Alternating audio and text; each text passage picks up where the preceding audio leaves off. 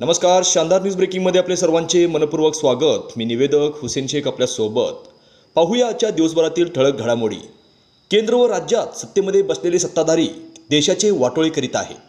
जयसिंगपुरात भारत जोडो संवाद यात्रेत योगेंद्र यादव यांचे वक्तव्य। पाहूया सविस्तर बातमीपत्र। केंद्रात व राज्यात सत्तेमध्ये बसलेले लोकांच्याकडे सत्ता आहे, सर्व काही गोष्टी आहेत, मात्र आमच्याकडे देशाचे संविधान आहे। विरोधकांच्याकडे गोडसे आहेत, मात्र आमच्याकडे महात्मा गांधीजी आहेत।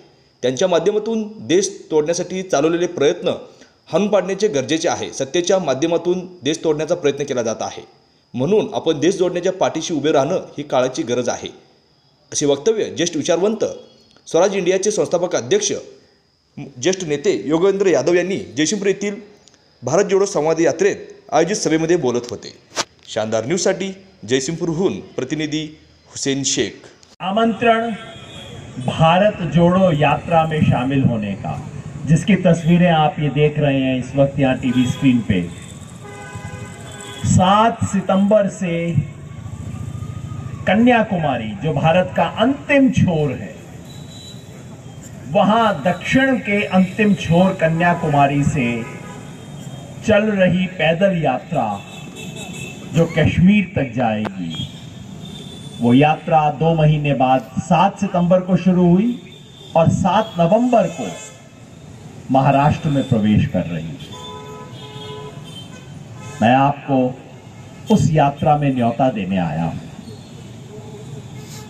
कोई पूछेगा कि भाई ये तो कांग्रेस पार्टी ने यात्रा शुरू की है, आप क्यों न्योता देने आए हैं?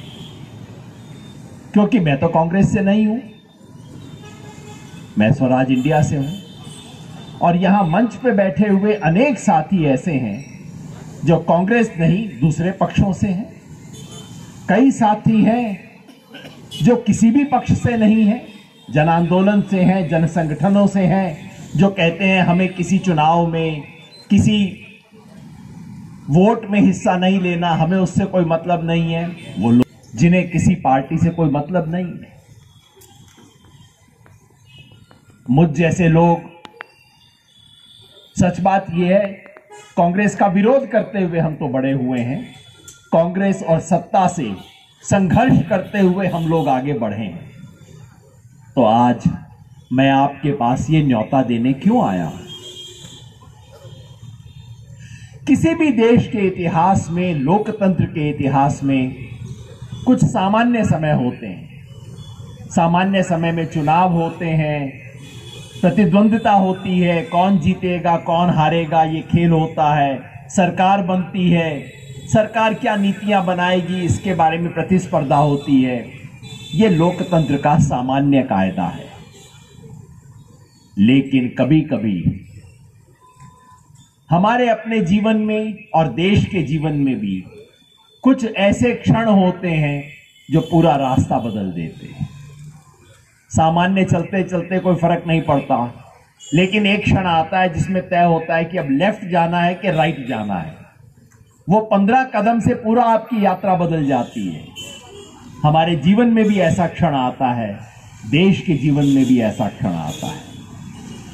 आज हम ऐसे ही एक क्षण पे खड़े हैं जिससे तय होगा कि यही काम करने के लिए भारत जोड़ो यात्रा हो रही, कि वो तोड़ेंगे। वो कौन? जो ऊपर कुर्सियों पर बैठे हैं, जो छुपाना चाहते हैं अपनी सच्चाई को, वो तोड़ेंगे। लेकिन हम क्या करेंगे? हम जोड़ेंगे।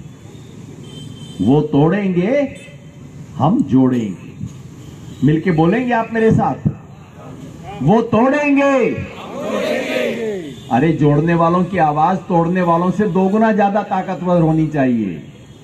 वो तोड़ेंगे, हम जोड़ेंगे। वो तोड़ेंगे, हम जोड़ेंगे। अब आप देखिए, वो जो पेट्रोल की बोतल लेके घूम रहा है और दूसरा वो जो पानी की बाल्टी लेके आ रहा है। आज इस देश में आग लगाने की कोशिश हो रही है, तो एक दूसरे से लड़ाने की कोशिश हो रही है। और ऐसे में भाई है, वो मेरा दोस्त है, कल मेरा उससे झगड़ा हुआ, उससे कोई फर्क नहीं पड़ता।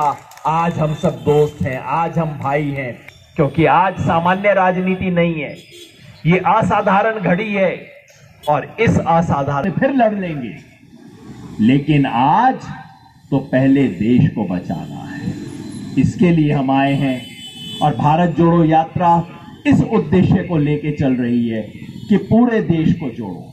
तो हम सब लोगों ने दिल्ली में बैठक हुई, 150 संगठन देश भर के एक साथ आए, सबने विचार किया कि ऐसे में क्या करें।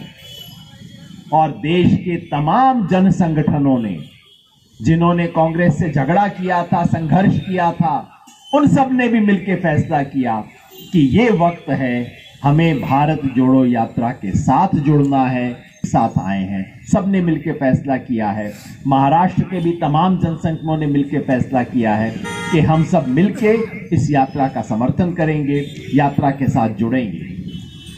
आखिर में एक बात और, कई लोग पूछते हैं कि एक यात्रा से क्या फर्क पड़ेगा, यात्रा तो गुजरात गई नहीं, बिहार और झारखंड तो जाएगी नहीं, यात्रा से क्या फर्क होगा। मैं कहता हूं, यात्रा से देश का मूड बदलेगा, बदलेगा नहीं, बदल रहा है। आरएसएस के प्रमुख कहते हैं हम मुस्लिम बुद्धिजीवियों के साथ चर्चा कर रहे हैं। मैंने कहा बहुत अच्छी बात है, आपको देश के बारे में पता लग गया। आरएसएस का जनरल सेक्रेटरी कहता है कि देश में गरीबी है, आर्थिक विषमता है, बेरोजगारी है। मैंने कहा स्वागत हो भारत में आपका, अगर आपको पता इतना लग गया कि देश में समस्याएं हैं। कैसे हुआ ये? क्योंकि ये यात्रा चल रही है, यात्रा चल रही है। इस यात्रा में हर रोज गरीबी का जिक्र होता है, महंगाई की बात होती है, बेरोजगारी की बात होती है, और ये 2 नंबर जो दुनिया में बन गया गौतम अडानी, इसकी बात होती है। इसलिए अब आरएसएस को भी सुनने लग गया है, आरएसएस भी इसकी बात करने लग गई है। मतलब देश का मूड बदल रहा है। मीडिया नहीं दिखा रहा, टीवी पे ये फोटो नहीं आएगी आपको जो पहले देख रहे थे आप, लेकिन फिर भी जनता को पता लग रहा है। जनता क्या है, सूंघ लेती है। टीवी पे आप ना दिखाओ तब भी जनता को पता लग जाता है क्या हो रहा है। जनता को पता लग कि ये जो जहर का इंजेक्शन लगाने वाले हैं, इनकी मेजॉरिटी नहीं है इस देश में। मेजॉरिटी उन लोगों की है जो इस देश में शांति चाहते हैं, जो इस देश में प्यार चाहते हैं, जो एक दूसरे के साथ जुड़ के रहना चाहते हैं। आज उन लोगों की मेजॉरिटी है, उनकी आवाज उठ रही है, और आवाज उठलेगी तो देश बदलेगा। ये जो कुर्सी पे बैठे हैं देश तोड़ने वाले, इनके पास सब कुछ होगा, इनके पास सत्ता है, इनके पास सरकार है, इनके पास पुलिस है, इनके पास ईडी है, इनके पास सीबीआई है, इनके पास अखबार है। तो हमारे पास क्या है? आपको याद है एक फिल्म का डायलॉग था, अमिताभ बच्चन और शशि कपूर का था फिल्म की डायलॉग। तो वो कहता है मेरे पास गाड़ी है, बंगला है, ये है, बैंक बैलेंस है, तुम्हारे पास क्या है? वो क्या जवाब देता है? मेरे पास मां है। इनके पास सत्ता है, हमारे पास संविधान है। इनके पास गॉडसे है, हमारे पास गांधी है। इनके पास बड़ी बड़ी बातें हैं, इनके पास झूठ है, हमारे पास संविधान है। में भी ऐसा क्षण आता है। आज हम ऐसे ही एक क्षण पे खड़े हैं जिससे तय होगा कि हमारे देश का इतिहास कैसा बनेगा, हमारे देश का भविष्य कैसा बनेगा। ये कोई साधारण क्षण नहीं। क्या देख रहे हैं हम देश में? आज हमारे देश में ऐसी स्थिति आ गई है कि बलात्कारियों को, हत्यारों को फूल माला पहनाई जा रही है, स्वागत किया जा रहा है। सरकार उस पर ठप्पा लगा रही है, हां हां इनको छोड़ दिया जाए, बहुत अच्छा व्यवहार है इनका। ये गुजरात की घटना है। मेरे प्रदेश हरियाणा में एक कोई बाबा है, बाबा अपने आप को कहलाता है, बलात्कारी है, हत्यारा है, कोर्ट से सजा मिल गई है, उसको सरकार ने जेल से छोड़ रखा है। क्यों? क्योंकि चुनाव आने वाला है और बाबा बाहर जाके पार्टी का समर्थन करेगा, इसलिए उसको छोड़ रखा है। आज देश में सामान्य स्थिति नहीं। चर्चा देश में किन चीजों की होनी चाहिए? आज देश में अगर मैं आपसे पूछूं सबसे बड़ी समस्या क्या है, क्या बेरोजगारी कोई समस्या है इस देश में? जरा हाथ उठा के बताइए, बेरोजगारी समस्या है इस देश में? रोजगार की कमी, महंगाई इस देश में समस्या है? जरा बताइए, हाथ खड़ा करके बताइए। इधर वाले भी बता दें, भाई महंगाई है समस्या? मैंने कहा कहीं इधर महंगाई समस्या ना हो। क्या इसका कोई जिक्र आप टीवी या अखबार में सुनते हो? देश में बेरोजगारी, लेकिन टीवी पे बेरोजगारी का जिक्र नहीं होता। देश में महंगाई, टीवी में महंगाई का जिक्र नहीं होता। देश की 97% जनता की हालत खराब हो रही है और सिर्फ एक आदमी की संपत्ति बढ़ रही है। देश में इसका जिक्र नहीं होता। टीवी पे कोई चर्चा नहीं होती, कोई आपको यह बात नहीं बताता जो मैं बताने वाला हूं। जिस दिन देश में बेरोजगारी, लेकिन टीवी पे बेरोजगारी का जिक्र नहीं होता। देश में महंगाई, टीवी में महंगाई का जिक्र नहीं होता। देश की 97% जनता की हालत खराब हो रही है और सिर्फ एक आदमी की संपत्ति बढ़ रही है। देश में इसका जिक्र नहीं होता। टीवी पे कोई चर्चा नहीं होती, कोई आपको यह बात नहीं बताता जो मैं बताने वाला हूं। जिस दिन देश में कोरोना वाला लॉकडाउन शुरू हुआ, उस दिन के बाद से देश के अधिकांश परिवारों की स्थिति खराब हुई। आमदनी खराब हुई, कम हुई, संपत्ति बेचनी पड़ी, सबकी हालत खराब हुई। लेकिन एक आदमी है जिसका नाम है गौतम अडानी। उसकी संपत्ति कितनी थी?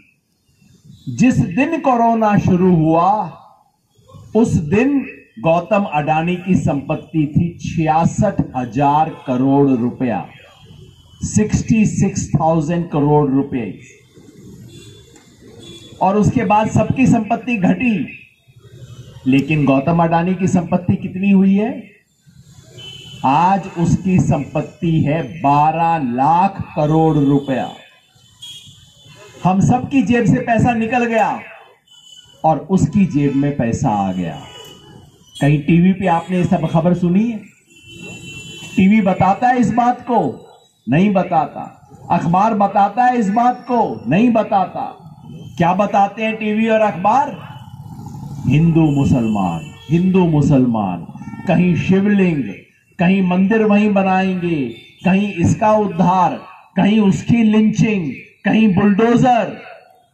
केवल ये बताते हैं। क्यों? क्योंकि जो लोग सत्ता में बैठे हैं उन्हें डर है कि अगर इस देश में महंगाई की, बेरोजगारी की चर्चा शुरू हो गई, अगर इस देश के बच्चे बच्चे को पता लग गया कि गौतम अडानी की संपत्ति कैसे बढ़ी है, तो सारा खेल खत्म हो जाएगा। इसलिए पर्दा डाल रहे हैं, इसलिए हिंदू मुसलमान कर रहे हैं, इसलिए फूट डालो और राज करो की नीति बना रहे हैं। अंग्रेजों के बारे में क्या सुनते हैं हम? किताब में क्या पढ़ते हैं? इतने थोड़े से अंग्रेजों ने